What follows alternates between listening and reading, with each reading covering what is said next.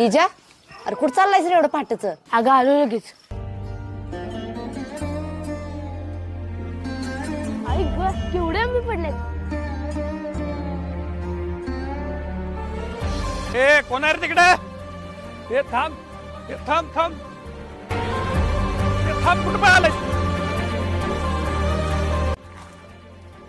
आया, हे बघ मी काय आणलंय. कुठं आणलंस रे? कुठं आहे ती पोरग? काय झालं?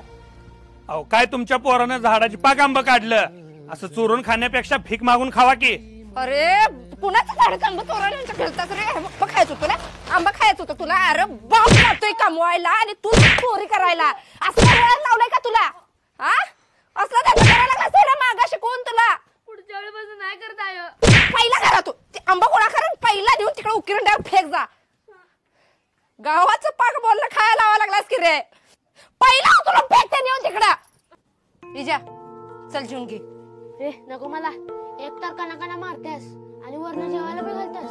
अरे मुला लागलं काय तुला रे? अरे माणूस कसा येऊन फाड फाड बोलला बघितलंच नव. चोरी करायच नाही रे मुला. कशाला गेलतास त्याच्या शेतात सांग बरं?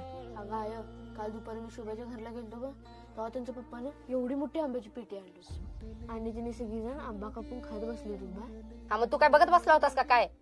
अगं नाही, त्या आंब्याच्या वासाने मला बी आंबा खाऊ वाटला, पण मी मागितलं नाही आय. आणि काल वादळ आलं होतं का, त्या वाऱ्याने झाडाचे आंबा पडतात माहिती की मला. म्हणूनच गेलतो का मी सकाळी. म्हणजे पडलेला आंबा गोळा करून आणून ऊसाच्या पाल्यात पिकत घालणार होतो.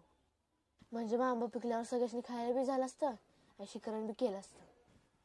मी पडलेला आंबा गोळा करायला गेलतो, चोरी करायला नव्हतो गेला आय. आय मला आपल्या परिस्थिती चांगलीच जाणीव आहे, त्यामुळे तुझं हे पोरगं कधी वाया नाही जाणार. विश्वास ठेव माझ्यावर. काय ग बाई, माझ्या मुलाला धागे उरले मागे उसाचे सुन्या काळजाचे विरले.